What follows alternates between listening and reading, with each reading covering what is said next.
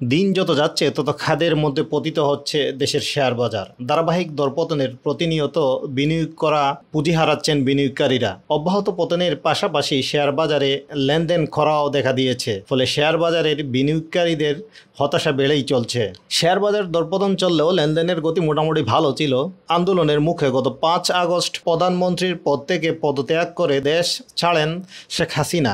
এরপর 8 August Nobel বিজয়ী অর্থনীতিবিদ ডক্টর মোহাম্মদ ইউনূসের নেতৃত্বে দেশ পরিচালনার দায়িত্ব নেয় অন্তর্বর্তী সরকার। শেখ হাসিনার পদত্যাগের পর শেয়ার বাজার ঊর্ধ্বমুখী হলেও অন্তর্বর্তী সরকার দায়িত্ব নেওয়ার পর পতনের পাল্লা ভারী হয়েছে। এ নিয়ে সাবেক সংসদ সদস্য গোলাম মাওলা রনি তার ভেরিফাইড ফেসবুক পেজে লিখেন, শেয়ার বাজারে নতুন দরবেশ, টেডি দরবেশের দাড়ি নেই, ধবধবে সাদা চুল নেই, নেই সাদা পাজামা পাঞ্জাবি, তবে আছে ভয়ঙ্কর দাঁত, নখ, থাবা। মনে হচ্ছে আগেরটার চেয়েও শতগুণ দড়িবাজ, নির্মম এবং নৃশংস।